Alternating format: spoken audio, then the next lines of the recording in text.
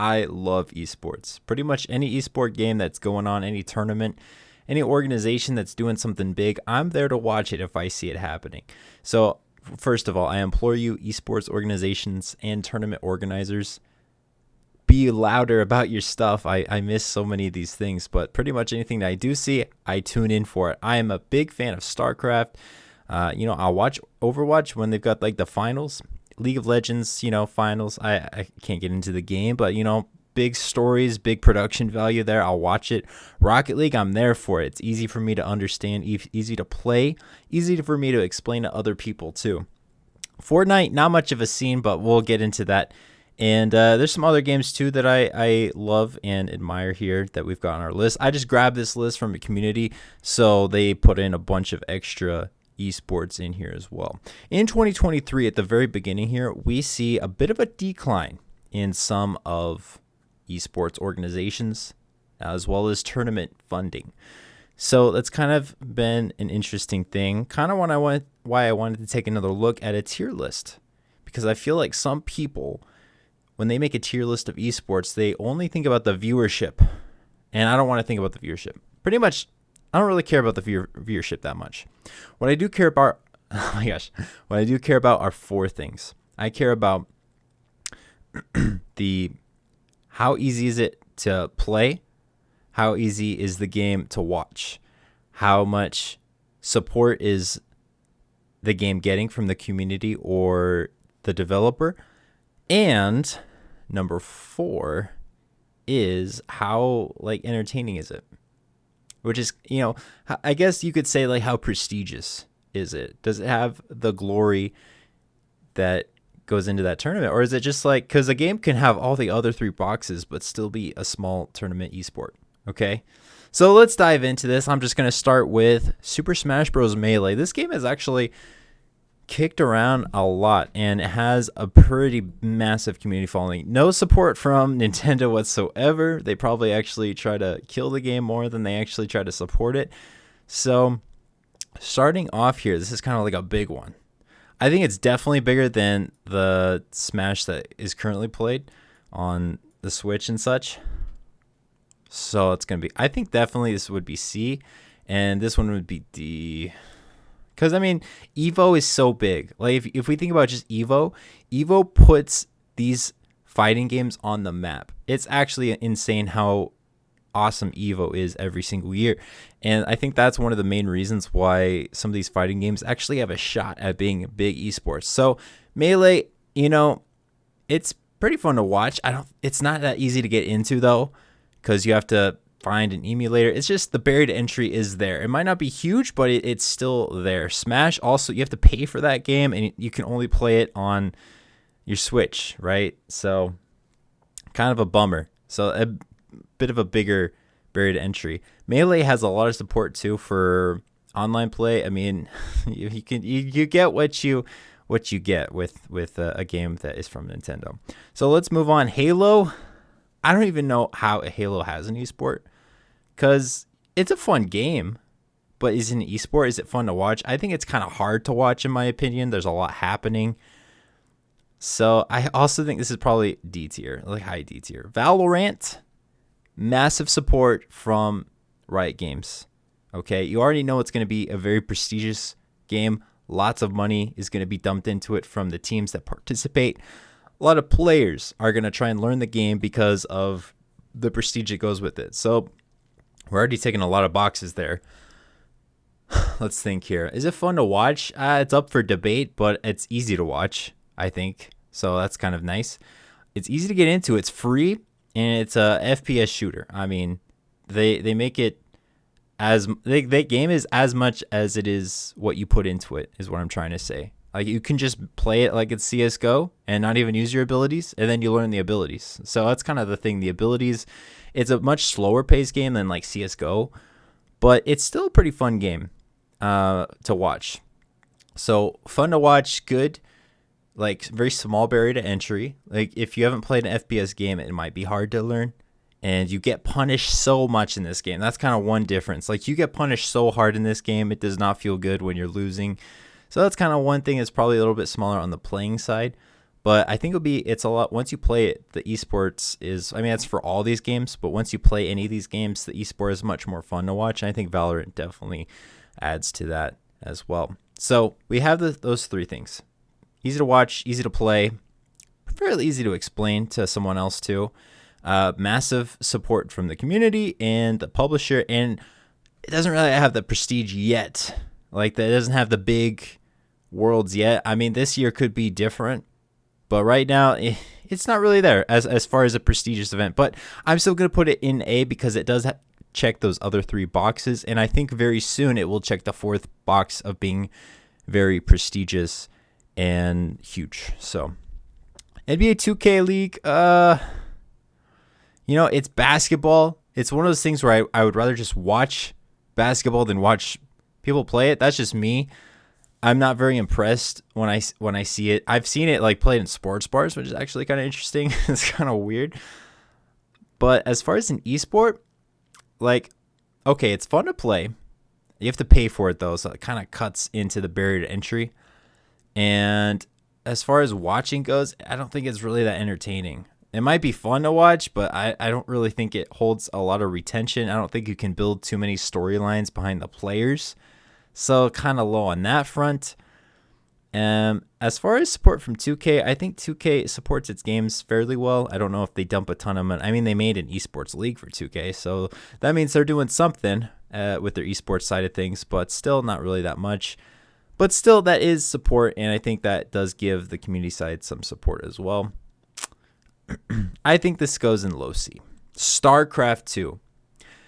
This game, oh my gosh, my favorite esport without a doubt. I don't even really play StarCraft anymore. I'll play it every now and then, maybe a couple times a year. But literally every single tournament that is out there for StarCraft 2, I'm there to watch it. I'm glued to it. The storylines, the commentators are S tier. The commentators in StarCraft 2 are the best commentators in esports industry, in the entire industry. They're amazing. Tastosis, Zombie Grub, Roddy. I'm forgetting so many people already. Oh my gosh. I'm so overwhelmed with how amazing StarCraft 2 is, okay? But I'm going to try and set my biases aside. My camera made me look weird, but that's fine. Even though I love it, the players, the World Championship storyline for this year alone sets this esport apart from so many of the others. But as much as I love it, I'm definitely going to just say right now, it is amazing to watch. Every game is always different. And the storylines that the commentators help to build, as well as the players putting themselves into the game and making it so diverse, is a huge entertaining aspect of it, okay? As far as support goes, it gets a lot of support from the community. No support from Blizzard Entertainment whatsoever. It's kind of been a trend with Blizzard recently, so it's kind of a plus minus for that. So it's entertaining to watch. Doesn't get a ton of support. As far as the barrier to entry goes, it is free to play, but if you don't know, if you've never played it, it's hard to explain. Things are happening on the screen. There's 400 things on there, and things are happening, and people are saying words that you don't understand, so it's kind of hard to get into.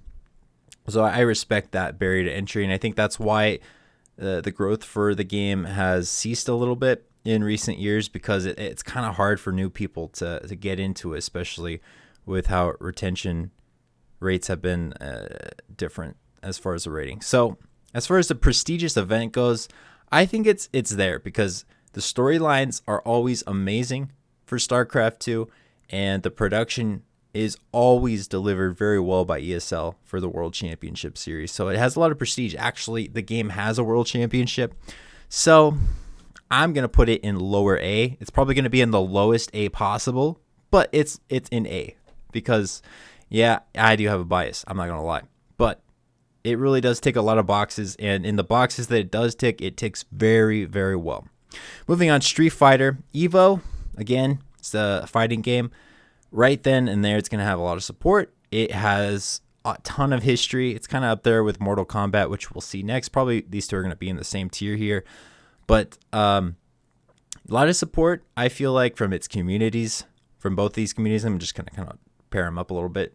Probably if you play any of these games, you're going to be really mad at me that I do that. But that's what I'm going to do, because these fighting games, unless it's Smash, Melee, I really don't know too much about. But Street Fighter and Mortal Kombat here, big games, they're always coming out with new stuff with the engines that they use to build these games. So I think there's still a barrier to entry as far as getting into the game, because there's like a different control layout than any other game that you could use, and there's a lot of diversity that you can do there. But I think you can explain the game. The giant lizards killing Superman, right?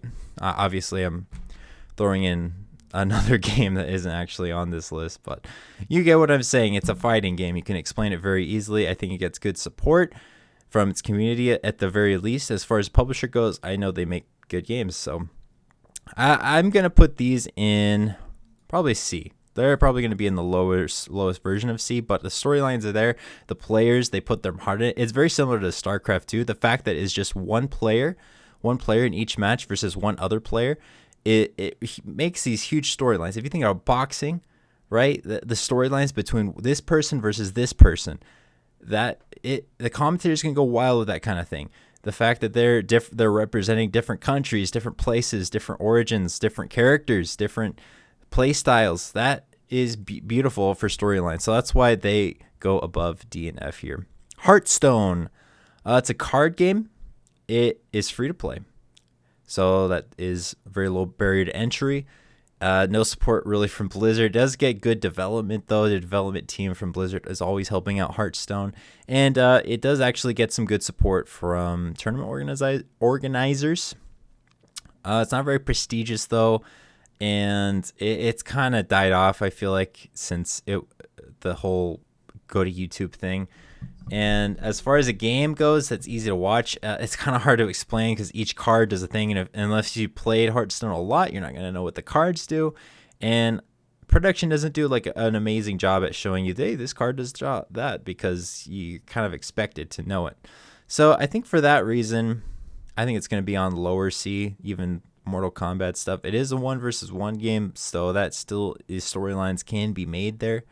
Gears of War, I'm just going to put in D. I did some research before this to understand what Gears of War esports is, and I still don't really understand. It's like capture points and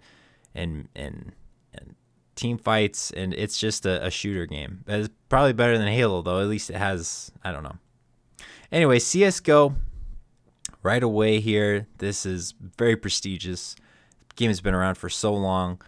It has, is it free to play? I'm sure it's free to play now, right? So small barrier to entry. You can easily explain it. Shoot the counter terrorists and terrorists, whatever. And yeah, it's huge. A lot of people are into it. It's not really my type of game, but I do respect it for what it is. So I'm gonna put it into A. Farming Simulator. I did some more research on this. Didn't even realize it. It's so slow. It's so slow. The commentating for it made it even slower. And it's a game where it's a beautiful pastime. It'll be the highest F tier that we have here. You know what? I'll put it in low D. It's definitely, if you want to fall asleep, watch Farming Simulator Esports. World of Warcraft. This is one I want to put in F because I don't really think it has any business being an esport. It's not very entertaining. The barrier to entry will always be there because it has like kind of a free trial, free to play version, but you still have to subscribe and you still have to buy expansions and everything to get into the game. No support from Blizzard. The community's there. There's some tournament organizers, can't say that word today, but World of Warcraft esports, I'm just going to put in low D because it has a pretty big following. Quake, this thing started a ton of stuff. I'm going to put it in C. Just the fact that Quake was out there and there's some beautiful history that's been started with Quake, and it continues to grow today, and I think it has really massive opportunity for the future of Quake esports. Apex Legends. Oh my gosh, that's an esport? Yeah, it is. Pretty mass-paced, big-paced game. I think it's pretty fun to watch, and a barrier to entry. It's a free-to-play game. It does get support from EA, as it's kind of the only esport that EA has. What they do with it is debatable, but I feel like they do support it for what it is, and it has a pretty good following, and I think it has good commentators too. So I'm going to put it in B tier. Dota 2. This has a very prestigious game. Very prestigious. Like it checks. The Invitational has always been huge. It's always been a headliner for the prize pool. It's always supported its teams pretty well, and it's always really held its own. Okay, I'm a firm believer here in Dota 2. As far as watchability, it's hard to watch. I think most MOBAs are hard to watch unless you've played a MOBA. You can't really explain it very well. It's like tug of war, and it's like tower defense, and there's these guys, and everyone has like different abilities, and there's like 200 different characters, and they all can do a thing, and these guys go to the jungle, and these guys go to the different lanes, and these guys are like the 80 carries, and these guys are like the support people. It's like, okay, my grandpa is never going to understand that. Okay, so I think it's still going to be A tier because of the prestige. It doesn't, I mean, Valve doesn't really support it. They don't really do anything fancy with it. It's hard to watch. It's easy to get into, but it's really only checking like 2 boxes: prestige and community support. And halfway, the barrier to entry. Like, barrier to entry is a double-edged sword. It's free to play. Like, anyone can pick it up and learn it, but it's hard to learn. It's incredibly hard to learn. You're going to have to put like 100 hours before you really can get the hang of it, kind of thing. So Call of Duty League, F tier. I mean, come on. Like, there's no storyline there. They're trying to push city leagues, and it's just not going to happen. Esports is made to be something that should be shared globally, and what these mega corporations are trying to do is push them into cities and take away the personality of esports organization teams that have been built from the ground up since the very beginning of esports, trying to push all that away, put their own brand into it, make it so dull and gray, is just dumb. It's just so stupid.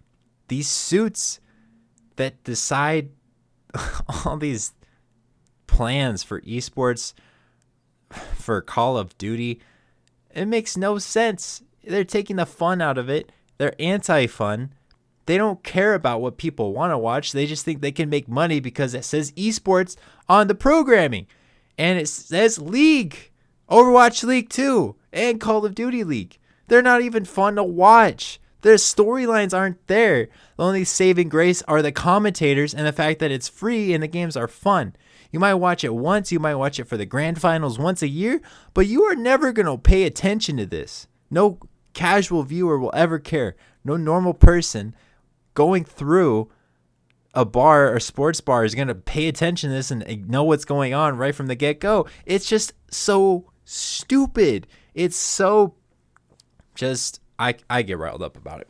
Call of Duty League, Overwatch League. I think Overwatch League is a little bit better, but it's debatable. Overwatch League, fun to play. Okay, very fun to play. Extremely hard to watch. Very hard to watch.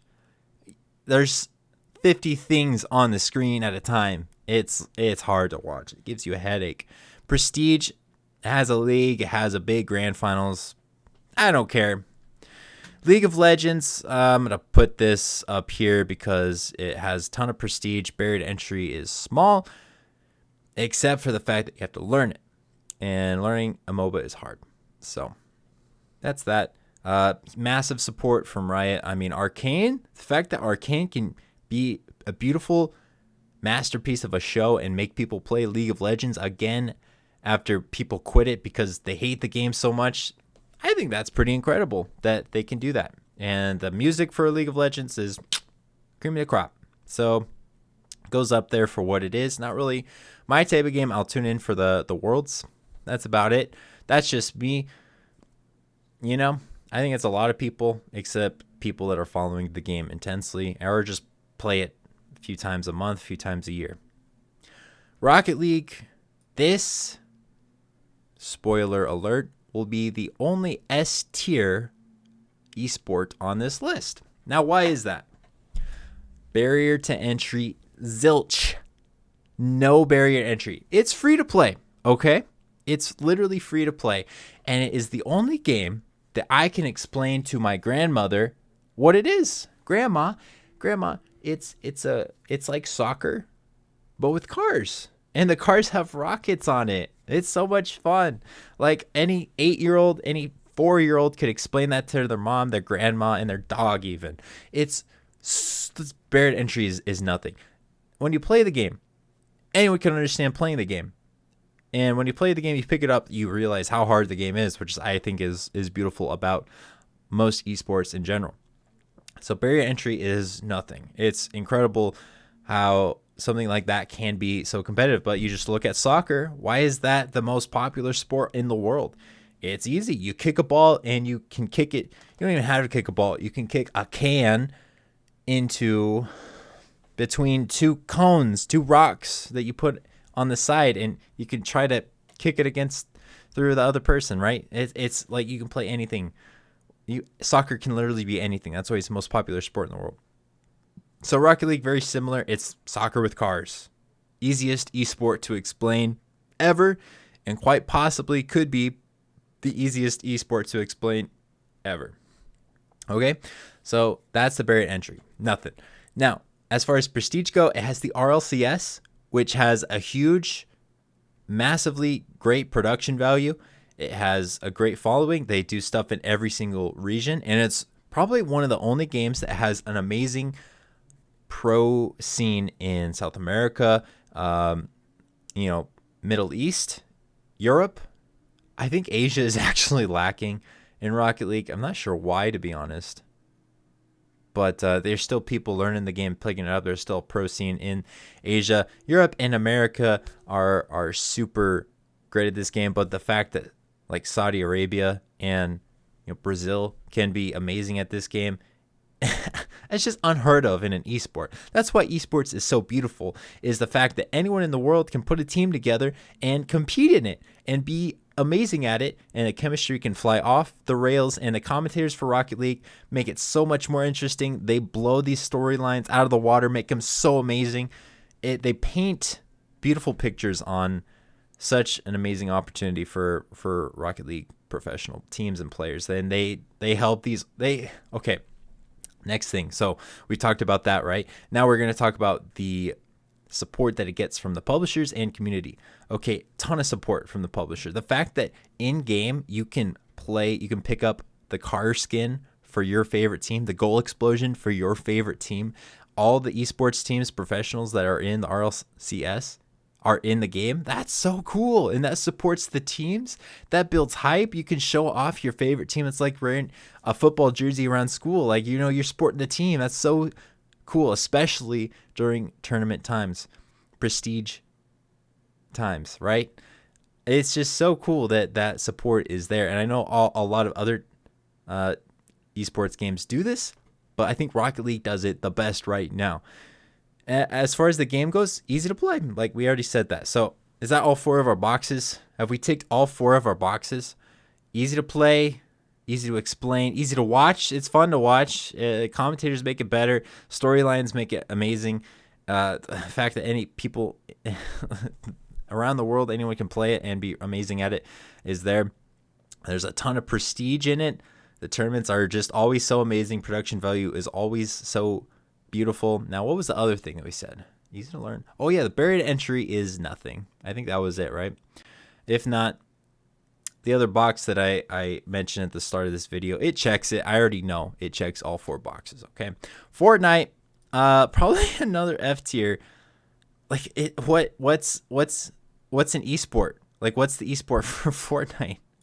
Like, it's better than the other 2 games here in F tier, but like, there's not really any esports for it.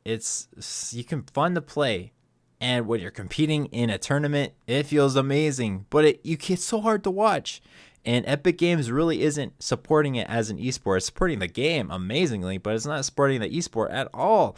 What is it even doing? The biggest thing was the World Cup. How many years ago? I mean, I think they're gonna do that again soon, but it took them however many years, like 4 years. So until they do something big again, like it's just an F tier. Like you can't set up LANs for this. It's so much money to do that. And now that esports viewership, or not even viewership, but support dollars are declining, it's just not really going to go anywhere for a while. Okay, PUBG. This game is actually huge in India. I'm not kidding. The mobile version of PUBG keeps this game one of the most played games on the map, okay? So I don't really know where to put it because I don't watch it from India and I don't play the mobile version.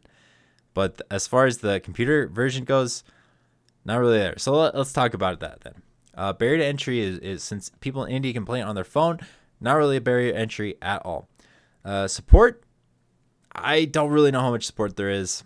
I don't watch. I think it's hard to watch. It kind of is with Fortnite a little bit as far as watching it goes. Not really fun to watch, hard to watch too, and it's kind of hard to figure out how to watch it. So I think for these reasons alone, we should put it in C tier. I think it's probably, yeah, I need to kind of balance these out. Let's do this. Okay, yeah, let's do that. That looks a little bit better. Yeah, I've just decided we're going to put Farming Simulator in B tier. Rainbow Six Siege, pretty adequate support from the publisher, Ubisoft. It's a shooter, so a lot of people have played shooters. Therefore, you can pretty easily understand what's happening. Barrier to entry, is it free to play? I don't think it's free to play. Is it free to play? I don't really know. Let's find out. I just, nothing. Rainbow Six price. It's $30, $20 still? Okay, that's barrier to entry. You have to pay for it. That's kind of dumb that in esports in this era still has to be paid for to play. So that's not good. I think it has some prestige. They've got like a good worldwide circuit. But a barrier to entry is actually really annoying.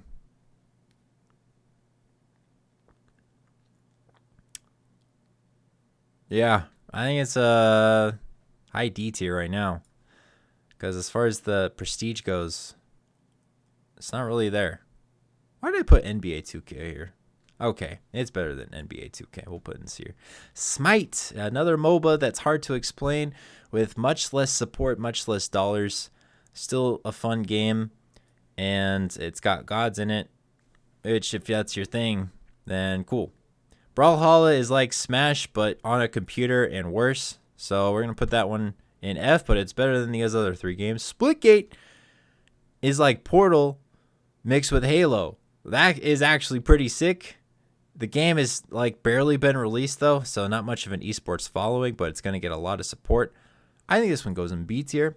I think it's going to be incredibly fun to watch, and you know, I'm hopium on the future. Okay, I understand, but I think Splitgate has a lot of potential. Same reason ValorANT is an A and not B. Okay, iRacing. This could very well be an S tier, and it could very well be an A tier, but it's going into B tier. Why? Let me tell you.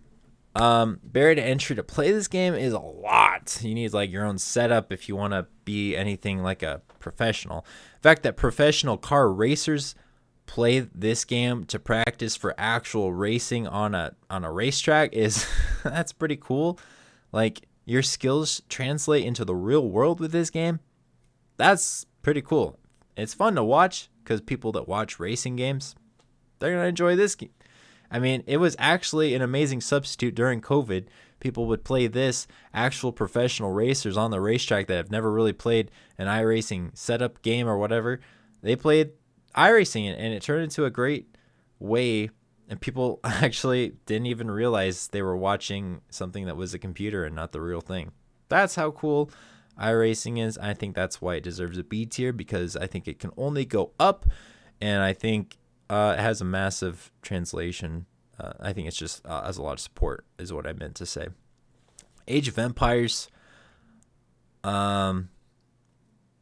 Thanks to the support of Microsoft, this game goes up a tier. It's hard to watch though because it's an RTS. RTSs are even harder to explain than MOBAs.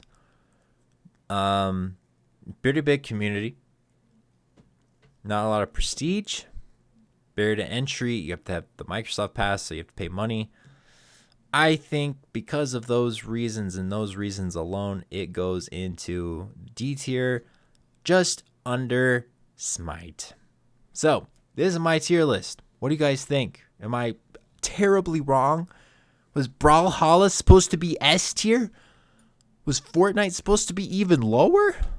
I don't know. Let me know in the comments, or just dislike the video. And if you're subscribed and you watch this and you didn't agree with me, unsubscribe. I don't care. But if you did agree with me, if you agreed in some aspects or all of them, comment, give it a like. Appreciate it. That lets me know that, yeah, that's kind of interesting and I may know what I'm talking about. And the pushback will let me know that I don't know what I'm talking about. So thank you either way. Have a great rest of your day and let esports continue to be fun. Take away the suits, give it personality, and just keep on drinking gamer fuel. Bye.